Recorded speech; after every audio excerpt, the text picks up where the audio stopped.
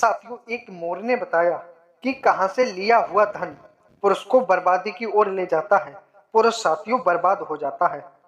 जी हाँ साथियों, एक मोर ने बताया कि कहां से लिया हुआ धन पुरुष को बर्बाद कर देता है।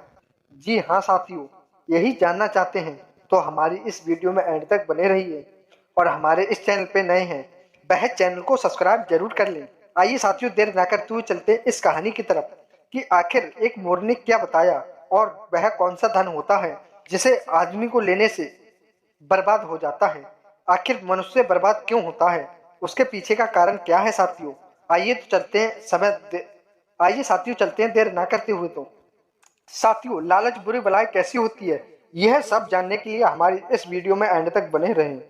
कहते हैं साथियों, लालची व्यक्ति और कामुक व्यक्ति की मत ही मारी जाती है। इसके अलावा साथियों उस पुरुष को और कुछ नहीं दिखाई देता है। साथियों, इसलिए हमारी इस वीडियो को एंड तक सुने और इसमें बहुत ज्ञानवर्धक कहानी है साथियों। साथियों साथियों किसी गांव में एक लालच व्यक्ति रहा करता था साथियों। और साथियों उसी गांव के बाहर एक ऋषि जो थे तप पर बैठे हुए थे। उसे किसी ने बता दिया था, यदि किसी ऋषि के तप पर बैठे हुए हैं और उनकी सेवा कर लो तो बहुत ही फल मिलता है। किसी ने उसे बता दिया था कि ऋषि की जो शक्ति होती है वह पल भर में किसी को भी क्षण कर सकती है। तभी साथियों यह सब देख करके वह लालच में पड़ जाता है।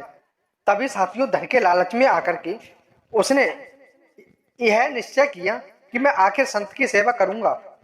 तभी साथियों वह संत की सेवा करने के लिए उनकी कुटिया पर पहुंच जाता है। साथियों उस महात्मा जी ने उस पुरुष के लिए 3 मोमबत्तियां दी साथियों।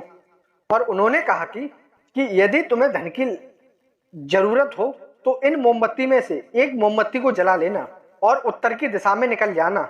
और जहां पर ये मोमबत्ती बुझ जाए उसी जगह पर मन चाही मुंह मांगी दौलत मिल जाएगी। यदि तुम्हारे लिए इन दौलत से भी संतुष्टि ना मिले तो तुम उसी समय पर दूसरी मोमबत्ती लगा लेना और उस मोमबत्ती को जला करके पूरब की ओर चले जाना। और जहां पर भी वह दूसरी मोमबत्ती बुझ जाए तो वहां पर भी जमीन को जाकर के खोदना, वहां भी मनपसंद कामनाएं पूरी होंगी और वहां पर आपको बहुत सारा धन दौलत मिल जाएगी। और हे पुत्र, अगर इससे भी तुम्हें संतुष्टि प्राप्त ना हो तो तुम कुछ भी मत करना, क्योंकि सब जगह जाना लेकिन पश्चिम की ओर मत जाना। लेकिन हे पुत्र, एक बात का विशेषता से ध्यान रखना कि तुम जो भी मांगोगे, जो भी धन दौलत चाहिए तुम्हें, वो तुम्हें इन 2 जगहों से ही मिल जाएगी। अतः तीसरी जगह जाने की कोशिश ना करें। पश्चिम दिशा की ओर ना तो तुम्हें जाना है और ना ही तुम्हें उस दिशा में जाकर के मोमबत्ती को जलाना है। हे पुत्र, अगर तुम भूल से भी उस दिशा की ओर चले गए तो तुम्हारे लिए पछताने के अलावा और कुछ नहीं मिलेगा। इतना कहकर के साथियों वह ऋषि तो उसे समझा ही देते हैं। अब तो साथियों वह लालची पुरुष इसी चक्कर में व्यतीत था कि कब शाम का समय हो और मैं मोमबत्ती जला करके उत्तर की दिशा में जाऊं और वहां पर का गड़ा हुआ धन मुझे प्राप्त हो जाए। साथियों जैसे ही शाम का समय हुआ, शाम के समय में जैसे ही उसने मोमबत्ती उठाई और उस मोमबत्ती के लिए जलाया और उस मोमबत्ती को लेकर के वह उत्तर की दिशा में चला गया साथियों। तभी साथियों एक गांव के किनारे नदी के पास में जाकर के वह मोमबत्ती बुझ जाती है। जब साथियों उस पुरुष ने उस जगह को खोदा तो वहां पर साथियों दौलत से भरा हुआ एक घड़ा मिला। उन घड़ों को देख करके साथियों वह पुरुष बहुत ही खुश हुआ। वह सोचने लगा कि इस घड़े में तो बहुत सारे पैसे हैं, मैं अभी इस घड़े के लिए नहीं ले जाऊंगा। बाकी जो मेरे पास शेष मोमबत्ती बची हुई हैं, मैं उन्हें जला करके अन्य दिशाओं में जाकर के बाकी दिशाओं का भी खजाना एक ही जगह इकट्ठा कर लेता हूँ, तभी इस जगह के माल खजाने को ले जाऊंगा। तभी साथियों जो धन दौलत थी वह व्यक्ति वहीं पर दबा करके अपने घर आ जाता है। साथियों जैसे ही दूसरे दिन की शाम होती है और उसने दूसरी मोमबत्ती उठाई और उस मोमबत्ती को उठा करके वह पूरब दिशा में चला गया साथियों। साथियों पूरब दिशा में चला गया वह। साथियों पूरब दिशा में वह चलता चला गया। जैसे ही वह मोमबत्ती बुझी साथियों, वहीं पर जाकर के उसने उस जमीन को खोदा। तभी साथियों उस जगह पे उसने देखा कि वहां भी साथियों धन दौलत बहुत सारी निकल आती है। तभी साथियों उसने वहां से भी कुछ नहीं लिया। उसने सोचा कि मैं पश्चिम दिशा में घूम करके आऊंगा और वहां से जो भी माल खजाना मिलेगा सभी इकट्ठा करके मैं अपने घर को लेके जाऊंगा। तभी साथियों जो भी माल खजाना वहां था उसे भी वह दाब देता है। तभी साथियों वह अपने घर आ जाता है और फिर साथियों वह तीसरी मोमबत्ती जला करके पश्चिम दिशा में जाने के प्लान बनाने लगता है। तभी साथियों उसने तीसरी भी मोमबत्ती जलाई और वह पश्चिम की ओर चल दिया। तभी साथियों एक जंगल से गुजरते गुजरते एक सुनसान जगह मिल जाती है साथियों, और वहीं पर साथियों उसकी मोमबत्ती बुझ जाती है। तभी साथियों वह इधर उधर देखता है तो उसे बहुत सारे कुएं दिख जाते हैं। तभी साथियों वह कुएं बहुत ही सुंदर थे, एक तरह से सोने की तरह दमदमा रहे थे साथियों। तभी साथियों वह व्यक्ति उन कुओं को देख करके सोचने लगा कि वह ऋषि तो बहुत ही दयालु थे और बहुत ही चतुर थे, इसलिए मुझे इस दिशा में आने से मना कर रहे थे और उन्होंने इस जगह को अपने लिए रख दिया था। इसलिए उन्होंने मुझसे मना किया था कि इस जगह पर नहीं आएंगे, कि इस जगह पर मत जाना, इस दिशा में मत जाना। वे महात्मा तो बहुत ही लालची स्वभाव के निकले। यह सोच करके साथियों वह उन कुओं के पास में गया। तभी साथियों वह कुआं इतना सुंदर था, उस व्यक्ति की देख करके आंखें नहीं भर रही थी। तभी साथियों उन कुओं के और पास चक्कर लगाने लगता है साथियों। तभी साथियों उस व्यक्ति ने एक कुएं में झांक करके देखा। तभी साथियों उस व्यक्ति ने जब दूसरे कुएं में झांक करके देखा, तभी उसने देखा कि वह कुआं तो हीरे जवाहरात से तो भरा हुआ था साथियों। यह दृश्य देख करके साथियों वह व्यक्ति अपने मन में बहुत खुश हो जाता है। अब तो साथियों उसी के खुशी का ठिकाना नहीं रहा और वह बार बार अपनी किस्मत को शाबाशी दे रहा था। तभी वह कहता है कि दोनों दिशाओं से ज्यादा इस दिशा में माल खजाना भरा हुआ है, इसीलिए तो वो ऋषि मुनि ने मुझे इस दिशा में आने से मना किया था। तभी साथियों वह व्यक्ति दूसरे कुएं में झांक करके देखता है तो उन्होंने देखा कि दूसरे कुएं में साथियों स्वर्ण मुद्रिकाएं भरी हुई थी साथियों। तभी साथियों वह दूसरा कुआं देखने के बाद में तीसरे कुएं में जब झांक करके देखता है तो उसमें साथियों सीढ़ी लगी हुई थी नीचे जाने के लिए, और उसमें भी साथियों बहुत खजाना था। और यह दृश्य देख करके साथियों वह लालची व्यक्ति बहुत ही खुश हुआ। तभी साथियों उस व्यक्ति ने आगे चलकर देखा। तभी साथियों उसे कुछ आवाज सुनाई देती है। तभी वह साथियों चौथे कुएं को देखता है, उसमें भी साथियों सीढ़ी लगी हुई थी। और वह जब उसे झांक करके देखता है तभी साथियों उस व्यक्ति ने देखा कि उस कुएं में एक मोर बैठा हुआ है। वह अपनी चोंच से एक कट्टे में वह हीरे जवाहरात भर रहा है। तभी साथियों वह व्यक्ति चक्कर में पड़ जाता है और वह यह सोचने लगता है कि इतनी सुनसान जगह पर एक मोर और वह भी हीरे जवाहरात अपनी चोंचों से एक कट्टे में भर रहा है। तभी साथियों वह मनुष्य चक्कर में पड़ जाता है। वह अपने मन में सोचने लगता है कि आखिर यह एक पक्षी है और इसे हीरे जवाहरात की क्या जरूरत है। तभी साथियों वह मन ही मन सोच ही रहा था, तब तक साथियों वह मोर उसके भली भांति को पहचान लेता है और वह साथियों बोलने लगता है। तभी वह अचंभित हो जाता है और वह कहता है कि तुम इस हीरे जवाहरात को क्यों भर रहे हो। तभी साथियों वह मोर कहता है, पहले आप नीचे तो आओ तभी तो मैं बताऊंगा। फिर साथियों वह सब बात भूल जाता है और वह यह सोचने लगता है कि एक बोलने वाला मोर। तभी वह कहता है, आखिर तुम बोल सकते हो और ये हीरे जवाहरात का क्या करोगे।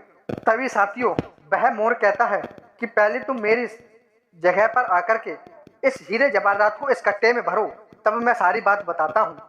तभी साथियों वह हीरे जवाहरात उस कट्टे में भरने लगता है और तभी साथियों वह मोर जो था सारी बात बताने लगता है कि पहले भी मैं तुम्हारी तरह एक राजकुमार था और मैं भी तुम्हारी तरह लालच के चक्कर में इस दिशा में आ बैठा हूँ। मुझे भी उस ऋषि ने बताया था कि सभी दिशा पर जाना, पर पश्चिम दिशा पर मत जाना। मैं भी लालच से भरा हुआ था, मुझे भी लालच आ गया और मैं पश्चिम की दिशा में आ गया।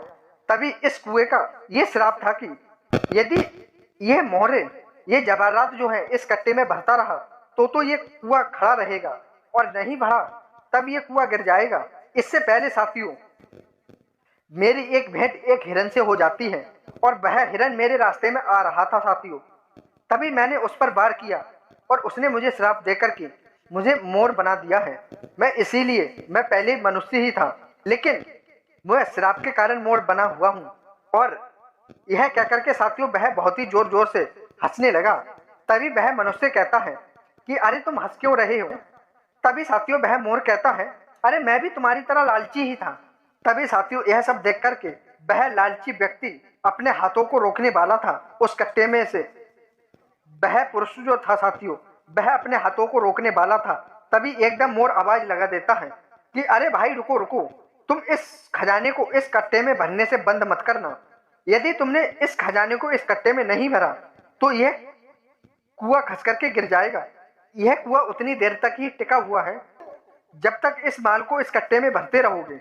यदि तुमने इस माल को इस कट्टे में भरना बंद किया तो तुम इस कुएं में ही दब करके मर जाओगे और तुम्हारा अंत हो जाएगा। अब साथियों, उस मोर की बात सुनकर के वह पुरुष बहुत ही ज्यादा घबरा जाता है।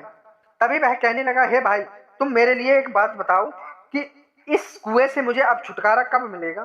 तभी साथियों वह मोर समझाने लगा कि हे भाई, कि सुनो, तुम्हारे लिए इस कुएं से छुटकारा जब मिलेगा जब मेरे और तुम्हारे जैसा कोई भी लालची इंसान दौलत की चाह में आकर के तुम्हारी जगह पर इस कट्टे में यह सोना हीरे जवाहरात भरने लगेगा, तब तुम कहीं इस कुएं से जाकर के आजाद होगे।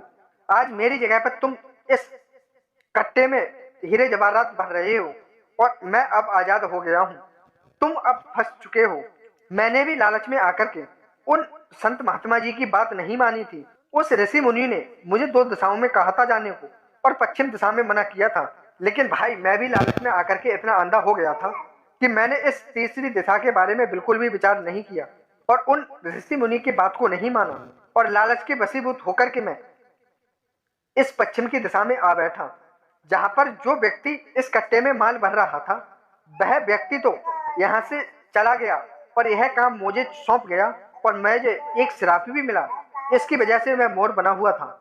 इस चक्की को चलाते चलाते मुझे बहुत समय हो गया था, जब जाकर के तुम आए हो और यह हीरे जवाहरात तुम्हें इस कट्टे में भरते भरते तुम्हारा जीवन यहीं गुजर जाएगा और तुम्हारी मृत्यु यहीं हो जाएगी। तुम बूढ़े पड़ जाओगे। जो दौलत तुमने देखी थी वह दौलत तुम्हें बिल्कुल भी प्राप्त नहीं होगी। साथियों, लालच व्यक्ति को इस कदर अंधा बना देता है, ना तो उसे वह दौलत हासिल हो पाती है और ना ही वह उसका इस्तेमाल कर पाता है। साथियों, व्यक्ति को लालची उतना ही बनना चाहिए जितना वह संभाल सके। साथियों, जितने की आवश्यकता हो उसे। साथियों, जो साथियों जरूरत से ज्यादा लालची बनता है तो उसको पछताने के अलावा और कुछ नहीं मिलता। यदि तुम उन दोनों दिशाओं के हीरे जवाहरात को इकट्ठा कर लेते, अपने घर के लिए चले जाते, लेकिन है भाई, तुम्हारा मन जो था वह लालच में आ गया था और लालच से बाहर नहीं लेकर रहा था और लालच के वशीभूत होकर के तुम इस कुएं के अंदर चले आए हो। अब तुम्हारी जो दौलत थी वो भी चली गई। अब तुम पूरी जिंदगी यहीं पर बैठ करके इस कट्टे में हीरे जवाहरात भरते रहो। साथियों, हमारे कहने का मतलब ये है, जो व्यक्ति अधिक से अधिक लालच करता है, जो लालच के वशीभूत हो जाते हैं, ऐसे प्राणी जो होते हैं वह लालच में फंस करके हमेशा भटकते रहते हैं। साथियों, और वह व्यक्ति धन दौलत को संपन्न तरीका से हासिल नहीं कर पाता है और ना ही साथियों उसका वह सुख प्राप्त कर पाता है। इसीलिए साथियों, जो कहते हैं लालच होती है वह बहुत बुरी बलाई होती है। जो व्यक्ति एक बार लालच में फंस जाता है, जो साथियों लालच के दलदल में एक बार फंस गया, वह उस दलदल से बहुत ही कठिनाइयों से निकल पाता है। साथियों, तभी तो साथियों किसी ने सच ही कहा है कि लालच करना बुरी बलाई है, कि लालच साथियों बुरी बलाई है, लालच करना बुरी बात है। साथियों, इसलिए साथियों मनुष्य को कभी भी लालच नहीं करना चाहिए और सारी उम्र साथियों वह उसी लालच में फंसा रहता है और ना ही साथियों वह उस दौलत का आनंद ले पाता है और वह अपने जीवन को ना ही सुख भोग पाता है और अपने जीवन को वह इसी लालच में फंसा करके नष्ट कर देता है। इसीलिए हमेशा प्राणी या मनुष्य के लिए उतना ही लालच करना चाहिए जितना भी उसके जीवन में जरूरत हो, जिसके आवश्यकता हो। साथियों, तभी साथियों यह सब बता करके वह मोर वहां से चला आता है और वह साथियों वापस उसके पास में आ जाता है और ये सारी बात बताता है, मुझे श्राप भी मिल गया है और मुझे धन भी नहीं मिला। तभी साथियों वह ऋषि मुनि जो थे वह गंगा जल छिड़क करके और उससे उस श्राप से मुक्त कर देते हैं, उस मोर से उसे इंसान बना देते हैं। साथियों, तो आज की साथियों कहानी हमारी यहीं पर समाप्त होती है। तो हमें कमेंट में साथियों जरूर बताएं कहानी कैसी लगी और वीडियो को लाइक शेयर जरूर करें और हमारे इस चैनल पे नए हैं वह साथियों चैनल को सब्सक्राइब जरूर कर लें। धन्यवाद साथियों, मिलते हैं एक प्यारी सी नई ज्ञानवर्धक कहानी के साथ। जय श्री कृष्ण, जय राधे। धन्यवाद साथियों।